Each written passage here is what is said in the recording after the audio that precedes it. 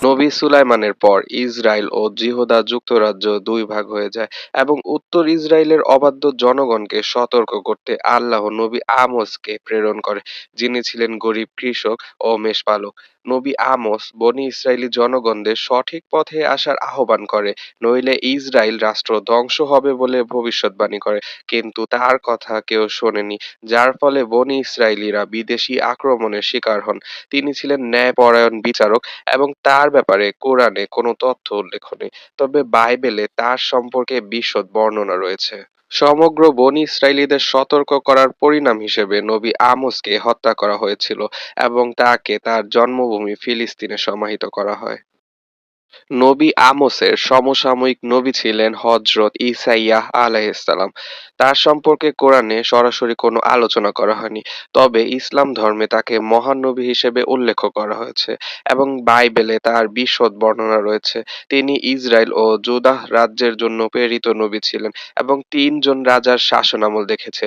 তিনিও নবী আমোসের মতো বনী ইসরায়েলীদের সতর্কবার্তা ও ভবিষ্যদ্বাণী প্রদান করেছিল এবং তিনিই ছিলেন সেই নবী যিনি ঈসা মসীহর আগমনের বার্তা দিয়েছিল ও পুরো বিশ্বে আল্লাহর রাজত্ব প্রতিষ্ঠিত হবে বলে জানিয়েছিল।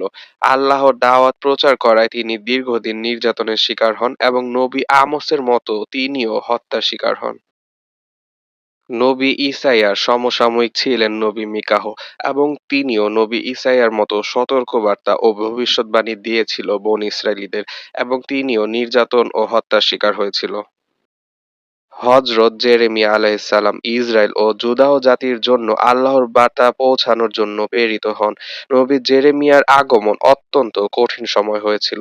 তার সময়কালেও বনী ইসরায়েলীরা চরম অবাধ্য ও আল্লাহর প্রতি বিমুখ ছিল। তিনি বনী ইসরায়েলীদের সাবধান করে এবং ভবিষ্যদ্বাণী করে যে ব্যাবিলনের রাজা নেবুচাঁদনেজার জেরুজালেম ধ্বংস করবে, যা সত্যি হয়েছিল, এবং বনী ইসরায়েলীদের বন্দী করে ব্যাবিলনে নিয়ে যাওয়া হয়। জেরেমিয়াকে কান্নার নবী বলা হয় কারণ তিনি বনী ইসরায়েলীদের পাপ, ধ্বংস ও দুর্দশা দেখে কষ্ট পেতেন। আল্লাহর দাওয়াত দেওয়ায় তাকে নির্যাতন করা হয়েছিল, কারাগারে প্রেরণ করা হয়েছিল।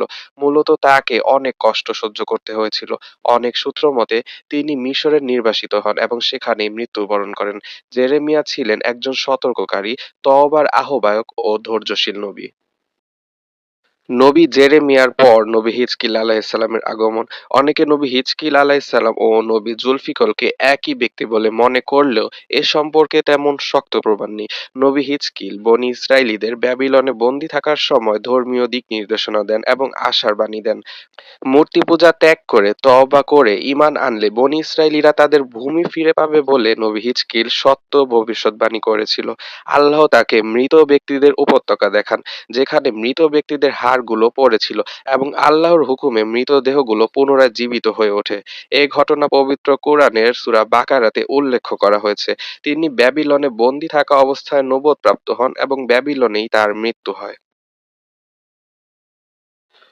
নবী ড্যানিয়েল ছিল বনী ইসরায়েলীদের ব্যাবিলনে বন্দী থাকাকালীন নবী এবং বন্দী থাকা অবস্থায় তিনি নবুয়ত প্রাপ্ত হন। তিনি সত্য ভবিষ্যদ্বাণী করেছিল যে 70 বছর পর বনী ইসরায়েলীরা বন্দিদশা থেকে মুক্ত হয়ে নিজ ভূমিতে ফিরে যাবে। তিনি ছিলেন এক আল্লাহর প্রতি আনুগত্য এবং মূর্তি পূজা অস্বীকার করায় তাকে সিংহের গুহায় ফেলে দেওয়া হয়েছিল। তবে আল্লাহর হুকুমে সিংহ তার ক্ষতি করেনি এবং অলৌকিকভাবে নবী ফিরে আসে। নবী ড্যানিয়েল ছিল উত্তম স্বপ্ন ব্যাখ্যাকারী, যার ফলে বন্দী থাকাকালীন নবী রাজা নেবুচাঁদনেজারের স্বপ্নের ব্যাখ্যা দিয়ে রাজপ্রাসাদের উপদেষ্টা হয়েছিল এবং ব্যাবিলনে থাকাকালীন তার মৃত্যু হয়। নবী হাজ্জাই ছিলেন বনী ইসরাইলের নবী, যিনি ইসলামী ঐতিহ্যে সম্মানিত এবং তার সময়কালে বনী ইসরায়েলীরা 70 বছরের বন্দিদশা থেকে ফিরে নিজ ভূমিতে গিয়েছিল এবং তিনি সবাইকে বায়তুল মুকাদ্দাস পুনর্নির্মাণ করতে বলে, না হলে পুনরায় আল্লাহর শাস্তি আসবে বলে সতর্ক করেন, এবং তার কারণে বায়তুল মুকাদ্দাস পুনরায় নির্মিত হয়। ফিলিস্তিনে দীর্ঘ জীবন ভোগ করার পর তার শান্তিতে মৃত্যু হয়। বনী ইসরাইলের শেষের দিকে নবী হচ্ছেন মেলাকি আলাইহিসসালাম, যাকে ইহুদিরা শেষ নবী বলে থাকে এবং খ্রিস্টানরা ঈসা আগমনের দূত হিসেবে তাকে মনে করে থাকে। তবে মহানবী সাল্লাল্লাহু তাআলা আলাইহিসসালামের আগমনের ভবিষ্যদ্বাণী তিনি করেছিলেন। তার মৃত্যু 400 খ্রিস্টপূর্বাব্দে ফিলিস্তিনে হয়েছিল। নবী তুব্বা আলাইহিসসালাম ছিলেন ইয়েমেনের হিমিয়ার রাজ্যের শাসক, তবে তার নবীত্ব নিয়ে রয়েছে মতভেদ। তার সম্প্রদায় সম্পর্কে কুরআনে উল্লেখ রয়েছে। নবী তুব্বা ছিলেন ন্যায়পরায়ণ বাদশাহ, যিনি আল্লাহর প্রতি ঈমান এনেছিল এবং তাওহীদের বাণী ও শিরক থেকে বিরত থাকার দাওয়াত দিয়েছিল তার সম্প্রদায়কে। তবে তুব্বার সম্প্রদায় তার দাওয়াত প্রত্যাখ্যান করলে আল্লাহ তুব্বার সম্প্রদায়কে ধ্বংস করে দেয়। তুব্বা কাবা ঘরের পুনর্নির্মাণ করেছিল এবং মহানবী হযরত মুহাম্মদ সাল্লাল্লাহু তাআলা আলাইহি সাল্লাম তাকে ন্যায়পরায়ণ বাদশাহ ও তার সম্প্রদায়কে কাফের বলেছিল। নবী তুব্বা বাদশাহ থাকাকালীন স্বাভাবিকভাবে মৃত্যুবরণ করে এবং তার কবর ইয়েমেনে রয়েছে বলে দাবি করা হয়।